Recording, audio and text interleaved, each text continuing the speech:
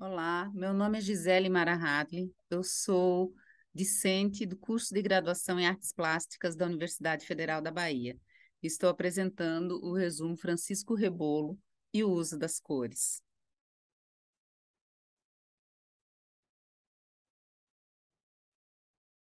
Francisco Rebolo Gonzalez nasceu em 1902 em São Paulo e faleceu em 1980 na mesma cidade. E ao longo de sua vida artística, no qual ficou mais conhecido simplesmente como Rebolo, produziu uma obra de grande envergadura e reconhecida no Brasil e no exterior. Ele era filho de imigrantes espanhóis e, a partir de 1915, passou a ser aprendiz de pintor decorador. E já em 1917, ele passou a atuar de forma independente. Ele foi um dos fundadores do Grupo Santa Helena, que atuou nas décadas de 1930 a 1940 em São Paulo, e cujo grupo, com seu modernismo contido e distanciado da elite do modernismo dos anos 1920, era formado por trabalhadores proletariados e marcou a contribuição de imigrantes ou filhos de imigrantes na arte brasileira, registrando o cotidiano, os arredores e o desenvolvimento de São Paulo.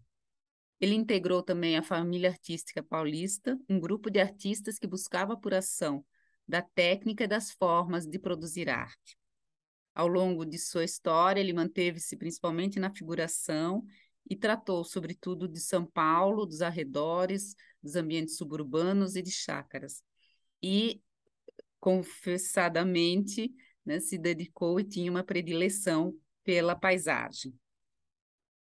A senhora Ana Martinhucha, filha de Juan Martim Antequeira, que foi colega de Rebolo na profissão de pintor-decorador, ela contou em entrevista, né, referindo-se aos parceiros que se divertiam fazendo as telas, que as tintas utilizadas por eles eram aquelas da pintura de parede, que eles utilizavam o que restava das pinturas profissionais que faziam em diferentes suportes e faziam as pinturas nas horas de lazer, muitas vezes na hora do almoço. Isso mostra que a definição das possibilidades técnicas e cromáticas dos primeiros anos da pintura de Rebolo, né, foram assim definidas mesmo por essa pintura de parede, quando ele ainda não era reconhecido como artista. Araújo, ele é, escreve também que é uma forte conexão entre o pintor decorador e o pintor de telas.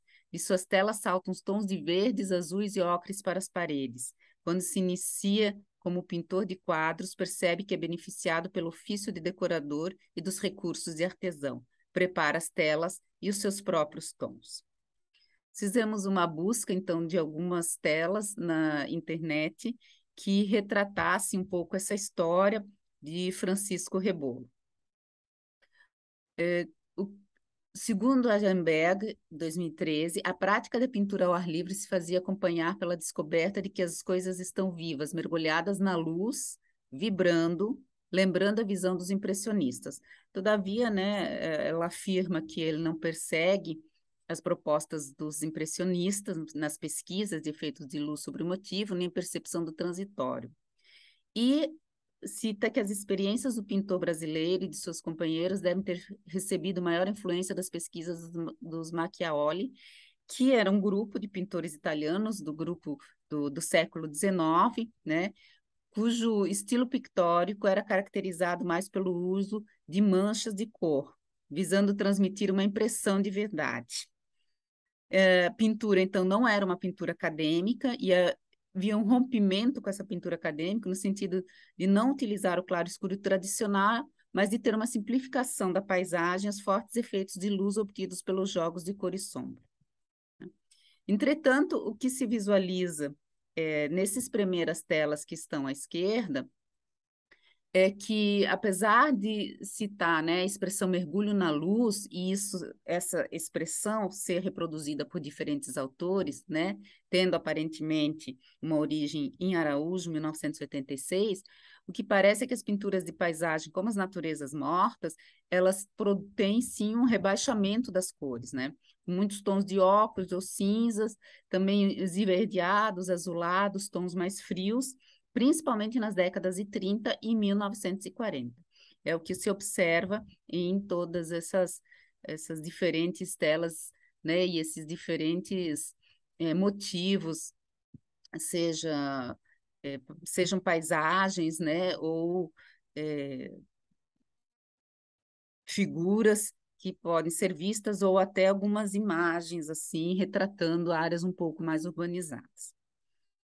O que Pedrosa diz é que, no intuito de contornar dificuldades na harmonização de cores, o ensino acadêmico criou variantes similares ao emprego do cinza, né, que é a inclusão dos ocres e terra como elementos de harmonização.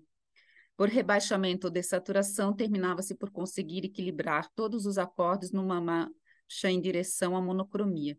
Isso sim, esse rebaixamento, ele parece muito mais nessas primeiras obras aqui, nessa primeira década de trabalhos de Rebolo, do que algo efetivamente mergulhado na luz. Bom, o que acontece é que, a partir de 1950, as cores mudam significativamente para Rebolo, né? Em 1954, ele ganhou um prêmio de viagem ao exterior no terceiro Salão de Arte Moderna do Rio de Janeiro. E, em 1955, viajou para a Europa com a família, permanecendo por lá por 2 anos. E aí sim há uma alteração nas cores que ele utiliza, bem como uma simplificação e geometrização nas pinturas. Então, Azenberg mesmo fala de natureza morta em 1954, do uso do preto e do branco como nunca antes utilizado, né? Fala também chama atenção também para fachadas de Roma sobre a frontalidade do plano e o fundo chapado, né? E Francisco 2018 fala dos tons de ocre, terra e vermelho pompeano, seja em Suzy 1959, que já foi produzido no Brasil, ou seja, quando ele ainda estava fora, né, na tela Ravenna, de 1956. É interessante notar, entretanto, que em Barra Funda, né, Miyanak 2009 chama atenção que há uma retomada de meios tons ali no final da década de 1968, e ela cita Barra Funda, mas o mesmo pode ser visto na tela Ubatuba também. Então, em Barra Funda e Ubatuba, há um retorno a essa paleta mais suave e fria. Entretanto, a gente percebe que há uma diferença, porque as manchas das cores, né, que são utilizadas, apesar de terem alguma semelhança com o que foi utilizado no início da sua atividade artística, mas as cores as manchas são de cores mais homogêneas, né, tem uma homogeneidade maior. Em 1970, Francisco mesmo cita, né, que com o uso, então, que ele passa a usar, então, experimentar a tinta acrílica, as pinturas realmente passam a ser mais estilizadas, como é possível ver aqui, e também mais chapadas. O que se observa, então, das cores em Rebolo é que ele iniciou na pintura decorativa, isso foi decisivo para o uso das cores que ele inicialmente utilizava, né, as cores que eram utilizadas na decoração de casas, e a luminosidade foi aumentando, mas foi realmente na década de 1950, quando ele parte para a Europa, ele tem outras experiências, né, é que esses horizontes se abrem, e, sobretudo, depois, em 1970, é que se define, né, que ele utiliza algumas cores mais vivas, como paisagem com crianças, por exemplo, onde usa os contrastes, ou cores complementares, de forma mais forte, sem rebaixamento ou muitas variações em suas tonalidades e valores. E a geometrização, né, e a simplificação, ela se torna bem mais nítida já no final de sua carreira. É isso, então, agradeço a todos.